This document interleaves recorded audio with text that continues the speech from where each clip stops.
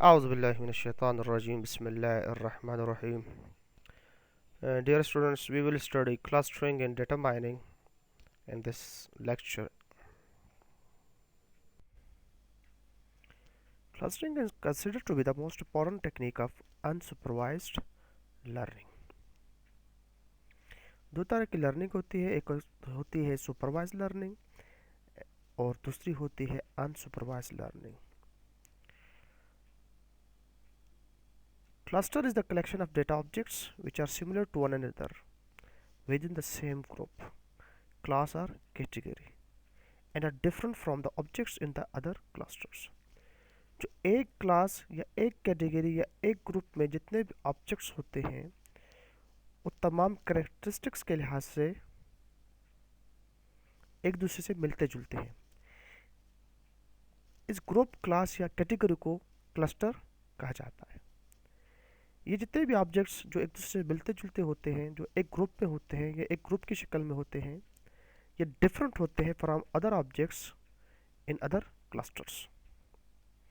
Clustering is an unsupervised learning technique in which there is predefined classes and prior information which defines how the data should be grouped or labeled into separate classes. Clustering चूँकि एक unsupervised learning technique है जिसमें purely कुछ predefined classes या कुछ prior information मौजूद होती है जिसकी बेस पर आइडेंटिकल ऑब्जेक्ट्स को, सिमिलर करेक्टरिस्टिक्स रखने वाले ऑब्जेक्ट्स को ग्रुप किया जाता है और उनको एक ग्रुप में या एक क्लास में रखा जाता है. सिमिलरली डिसिमिलर ऑब्जेक्ट्स को अपने अपने क्लस्टर में रखा जाता है. It could also be considered as exploratory data analysis process which help us to discover hidden patterns of interest or structure in data. ये ज़्यादा क्लस्टरिंग जो है हम हिडन पैटर्न्स को आइडेंटिफाई करने के लिए, फॉर एग्जांपल किसी इमेज में, फॉर एग्जांपल स्पेशल फीचर्स या पैटर्न रिकग्निशन में बहुत ज़्यादा हम क्लस्टरिंग को यूज़ करते हैं. Clustering can also work as a stand-alone tool to get the insights about the data distribution or as a pre-processing step in other algorithms.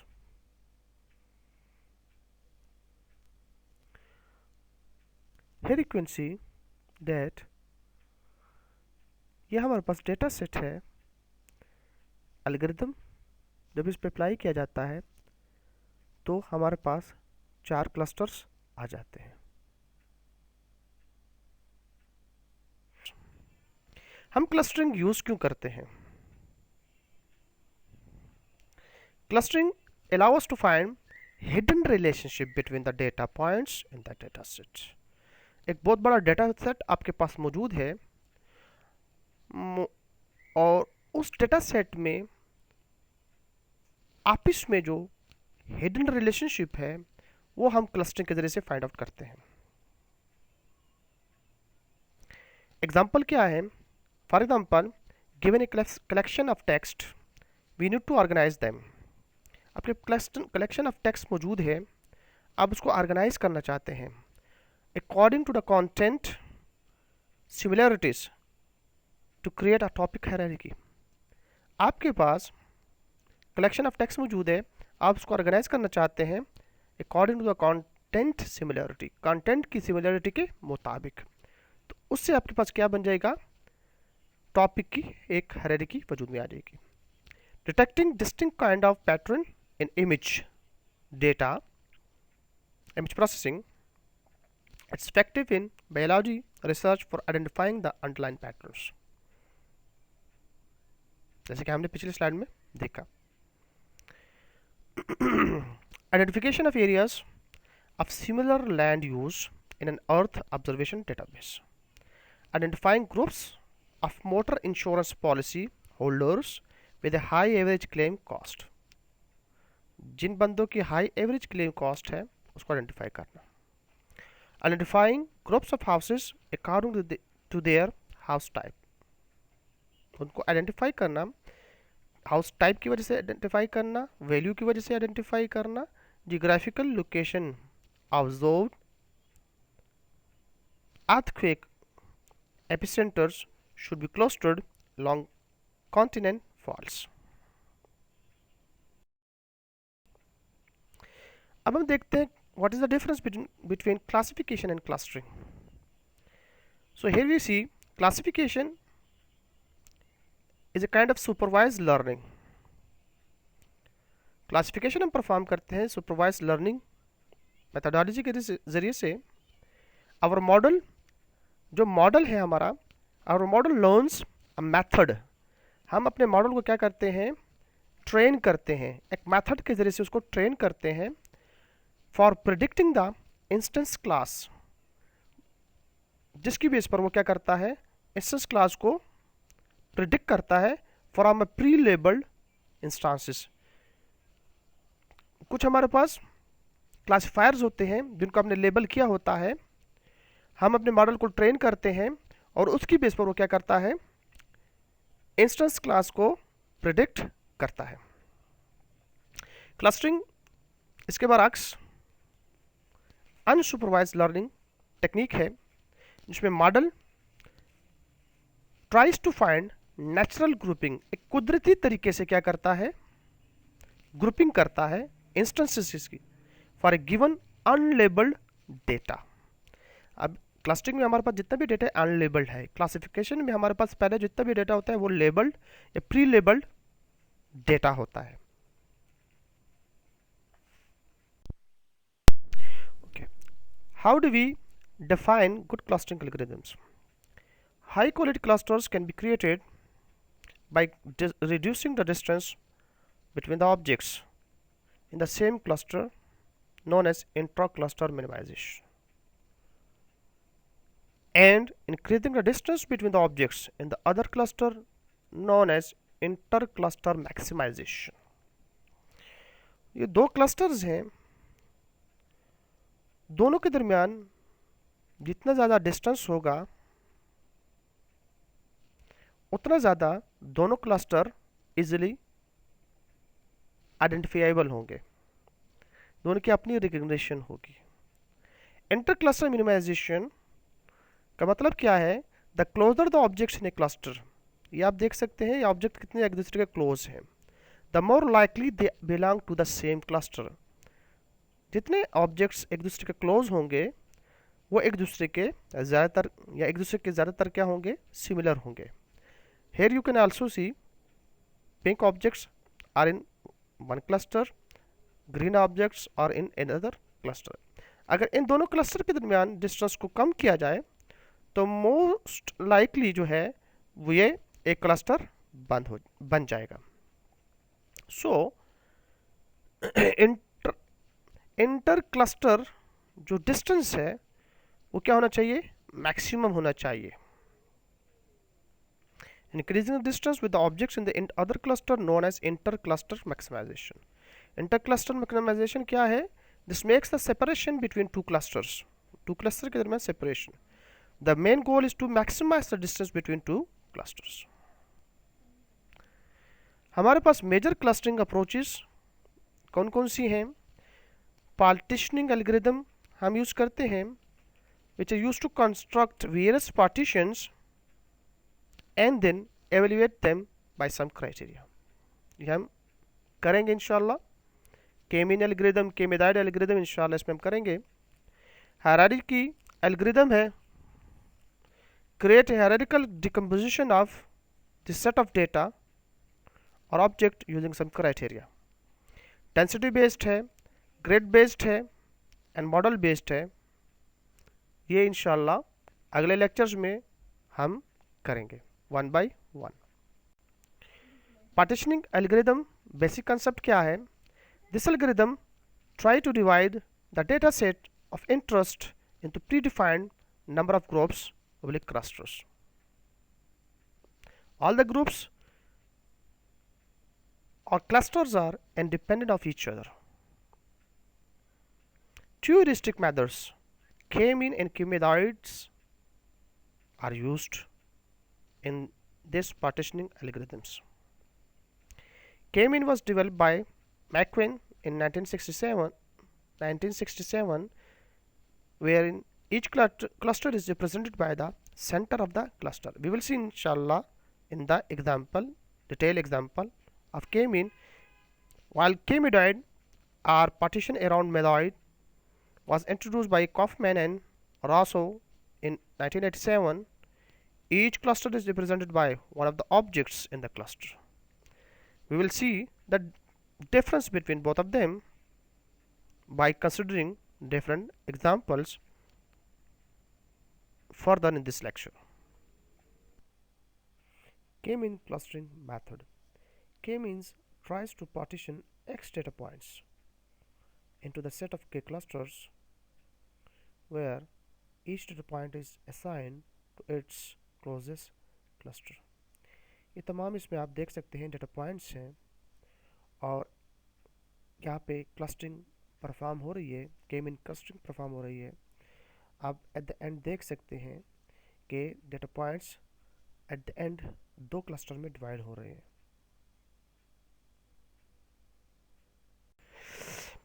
के mean clustering steps. के mean काम कैसे करता है? सबसे पहला स्टेप क्या है? आपने के की वैल्यू बतानी है. The number of clusters to be formed. आपने कितने क्लस्टर बनाने हैं? एक बनाना है, दो बनाने हैं, तीन बनाने हैं, चार बनाने हैं. मिनिमम हम के की वैल्यू 2 लेते हैं. रैंडमली फिर इसके बाद क्या करेंगे? Select K data points from the data set as initial cluster centroid oblique centres. Randomly के लिए आपने इसमें क्या करना है? आपने मीन पॉइंट्स ले लेने हैं, मीन वैल्यूज ले लेनी है. फिर उसके बाद हर डेटा पॉइंट को उस मीन वैल्यू से माइनस करना है और देखना है compute the distance between the data point and the cluster centroid. Cluster centroid मतलब मीन वैल्यू. डेटा पॉइंट को क्लस्टर सेंट्रॉइड से आपने क्या करना है? उसका डिस्टेंस फाइंड आउट करना है कि वो डेटा पॉइंट क्लस्टर सेंट्रॉइड से कितने फासले पर मौजूद है. फिर उसके बाद assign the data point two the closest centroid. वो डेटा पॉइंट जिस मीन या सेंट्रॉइड के क्लोजेस्ट होगा या नियरेस्ट होगा उस क्लस्टर का हिस्सा बन जाएगा. For each cluster calculate the new mean. Her cluster के लिए आपने नया मीन फाइंड करना है based on the data points की बेस पर इन द क्लस्टर. और उसके बाद आपने क्या करना है? तीसरा और चौथा स्टेप दोबारा से रिपीट करना है अनटिल एंड अनलेस आखिरी दो क्लस्टर्स के जो मीन वैल्यूज हैं वो सेम नहीं आ जाती.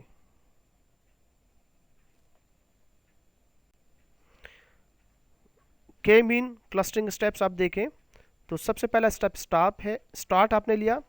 नंबर ऑफ क्लस्टर्स के आपने डिफाइन किए कि कितने क्लस्टर्स आपने बनाने हैं. सिलेक्शन ऑफ सेंट्रॉइड, आपने मीन सेलेक्ट किया. उसके बाद आपने हर डेटा पॉइंट का मीन से डिस्टेंस फाइंड आउट किया. Is the distance is minimum. अगर डिस्टेंस मिनिमम है तो आपने क्या किया? सेम क्लस्टर का हिस्सा उसका बना दिया. और अगर मिनिमम नहीं है तो अदर क्लस्टर में उस डेटा पॉइंट को शामिल कर दिया. तो उसके बाद repeat the process from step 2. उसके बाद फिर स्टेप 2 से अपने प्रोसेस को क्या करना है? रिपीट करना है कि मीन फाइंड करना है, फिर उसका डिस्टेंस फाइंड, डेटा पॉइंट का मीन से डिस्टेंस फाइंड करना है, फिर देखना है कि डिस्टेंस मिनिमम है तो यस करें, उसी क्लस्टर का हिस्सा बनाएं, अदरवाइज मूव करें. तो इस तरह आप एल्गोरिथम को फॉलो करते हैं. K-mean clustering example 1. We will apply K-means on the following one-dimensional data set for k is equal to 2 means हमने यहाँ पर 2 क्लस्टर्स बनाने हैं। डेटा सेट हमारे पास ये है जिसमें हमने रैंडमली 2 सेंट्रॉइड्स सेलेक्ट करने हैं जो कि हमने यहाँ पर किए हैं। m1 is equal to 4 which is this and m2 is equal to 11 which is this. ये 2 सेंट्रॉइड्स हैं हमारे पास जो हमने रैंडमली सेलेक्ट किए हैं जिनको हम मीन भी कहते हैं। तो हमारे पास इनिशियल क्लस्टर्स जो आ जाएंगे वो c1 is equal to 4 and c2 is equal to 11। अब हमने क्या करना है, हमने हर डेटा पॉइंट का, ये सारे डेटा पॉइंट जो है हर डेटा पॉइंट का m1 और m2 से डिस्टेंस फाइंड करना है। इस डिस्टेंस को फाइंड करने के लिए हम एक फार्मूला यूज करते हैं जिसको हम कहते हैं यूक्लिडियन डिस्टेंस फार्मूला। चूंकि ये वन डायमेंशनल डेटा सेट है तो यूक्लिडियन डिस्टेंस फार्मूला हमारे पास ये है, d is equal to x minus a square under the root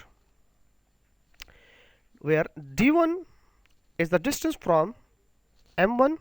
अब इस टेबल में देखें तो डेटा पॉइंट्स को हमने इस तरह रिप्रेजेंट किया है, d1 ये है, d2 है और यहाँ ये तीसरा कॉलम क्लस्टर को रिप्रेजेंट कर रहा है।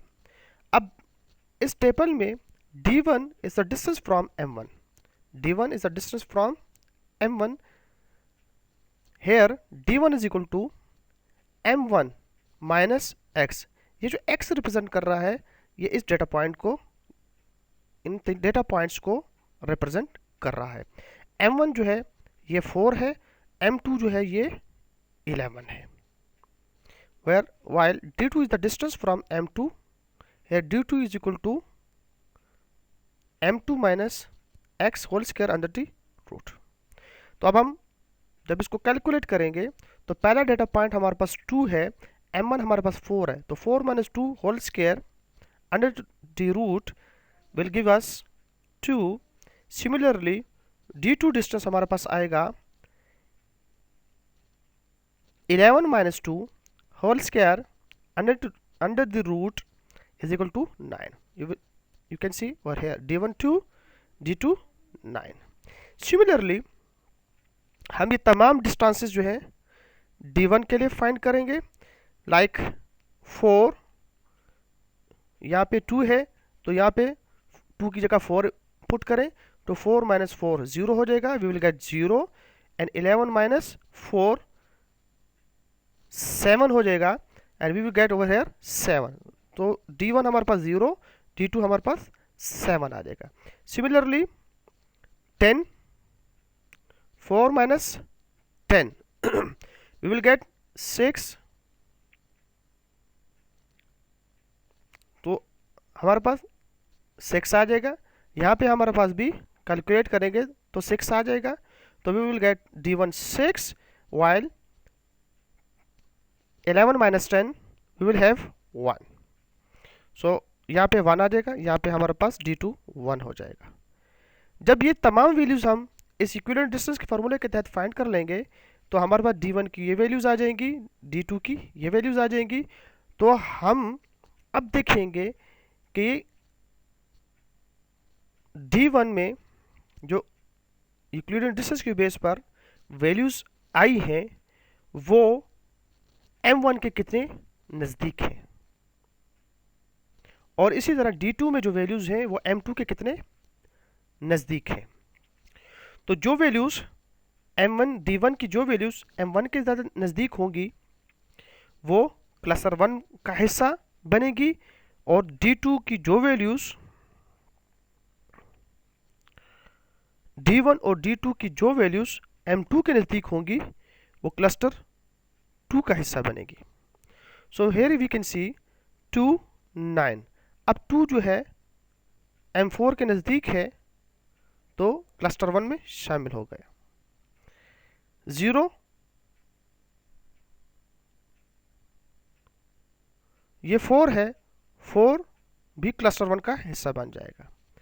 10 चूंकि 11 के ज़्यादा नज़दीक है तो ये क्लस्टर 2 का हिस्सा कहलाएगा। 12 11 के नज़दीक है, क्लस्टर 2 का हिस्सा कहलाएगा। 3 4 के नज़दीक है तो क्लस्टर 1 का हिस्सा कहलाएगा। 20 30 11 चूंकि 11 की नियरेस्ट है तो ये क्लस्टर 2 का हिस्सा कहलाएगा। इसी तरह 25 भी 11 के नज़दीक है, ये भी क्लस्टर 2 का हिस्सा कहलाएगा। As we can see in the table 2, this data points are added to cluster C1 and other data points added to cluster C2. Therefore, अब इस टेबल से हमारे पास जो क्लस्टर्स, दो क्लस्टर्स आ रहे हैं, उनकी जो वैल्यूज हमारे पास आती हैं, C1 is equal to 2 4 and 3, 2 4 and 3। C2 हमारे पास 10 12 20 30 11 and 25। अब आइट्रेशन 2 में हम वही आइट्रेशन 1 का जो प्रोसेस है उसको रिपीट करेंगे। डेटा सेट हमारे पास ये मौजूद है। Calculate the new mean of data points in cluster 1 and cluster 2। हमारे पास क्लस्टर 1 में जो वैल्यूज़ आ गई थी वो 2 + 3 + 4, उन वैल्यूज़ को हम ऐड करेंगे 2 + 3 + 4 और टोटल नंबर ऑफ वैल्यूज़ पर डिवाइड करेंगे। We will get the mean value 3। Similarly M2 find करेंगे, तमाम वैल्यूज़ को क्लस्टर की ऐड करेंगे और 6 पर डिवाइड करेंगे, we will gate 18। M1 mean हमारे पास 3 आ जाएगा M1, और इसी तरह M2 हमारे पास 18 आ जाएगा। अब D1 इज द डिस्टेंस, वही जैसे कि पहले हमने यूक्लिडियन डिस्टेंस फाइंड किया था, अभी भी हम इसी तरह यूक्लिडियन डिस्टेंस फाइंड करते हैं हर डेटा पॉइंट के लिए, from M1 and from M2। So we will get for first data point 2, distance from M1 for 2 is 1, 3 minus 2, here mean is 3, 3 minus 2 calculation के बाद हमारे पास 1 आ जाएगा।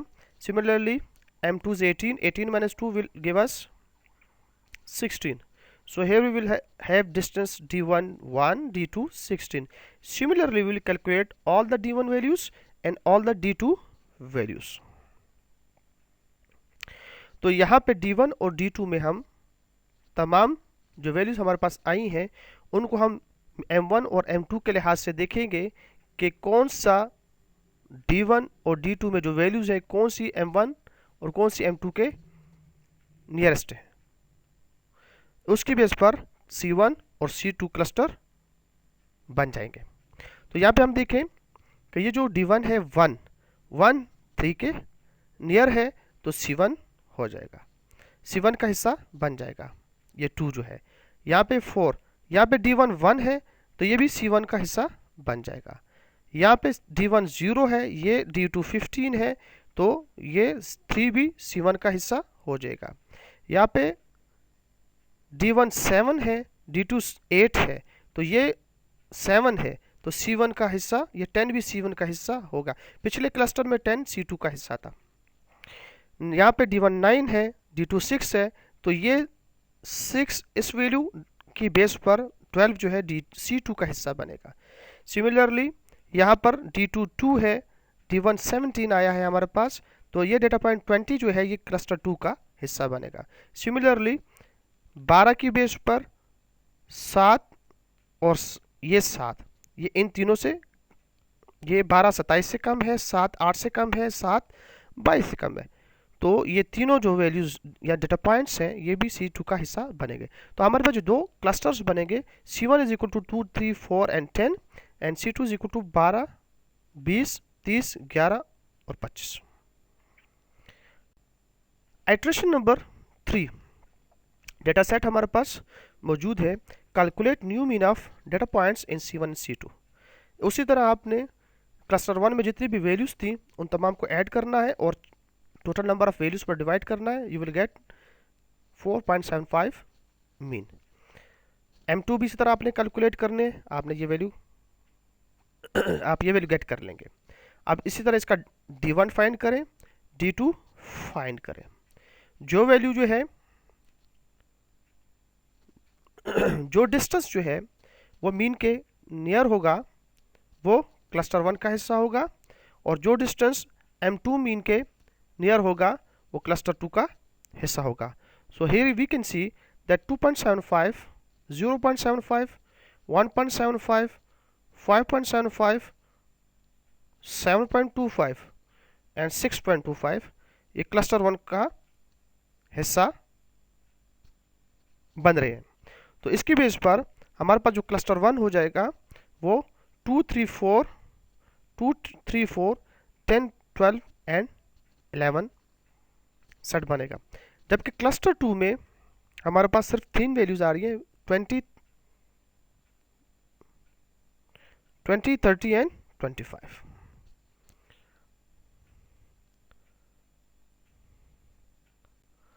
Iteration 4, calculate new mean of data points in C1 and C2. वही तरीकाकार आपने अपनाना है. यहाँ पर भी आपने तमाम क्लस्टर में जितने भी डेटा पॉइंट्स थे, जितनी वैल्यूज थी, उसको आपने ऐड करना है और टोटल नंबर ऑफ वैल्यूज पर डिवाइड करना है. यू विल हैव M1, इसी तरह M2 आपने कैलकुलेट करना है, फिर इसी तरह आपने D1 और D2 कैलकुलेट करना है. You will get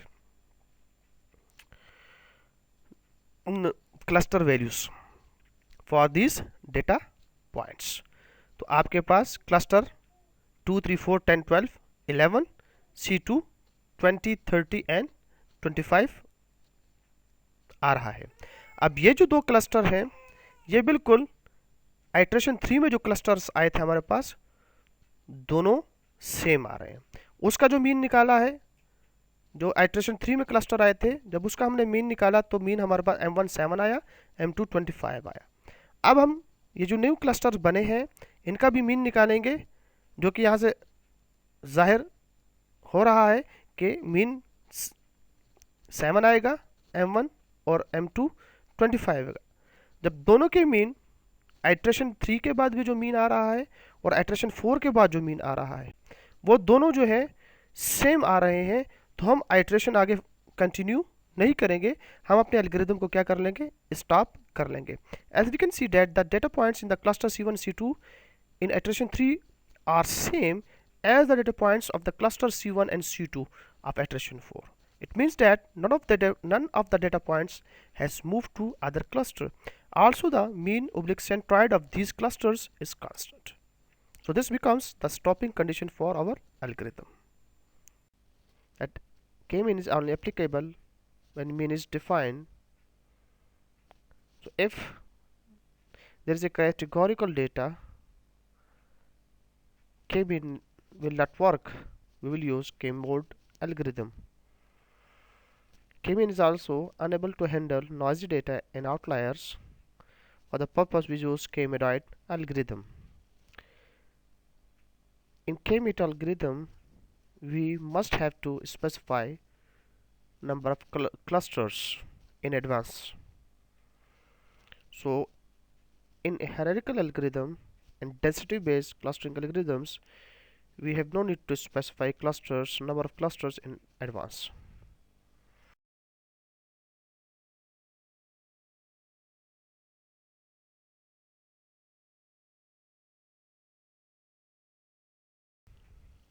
So we come to the conclusion that k-mean algorithm is useful for undirected knowledge discovery and is relatively simple algorithm. K-mean has found widespread usage in a lot of fields ranging from unsupervised learning of neural network, pattern recognition, classification analysis, artificial intelligence, image processing, machine vision, and many others. Thank you very much.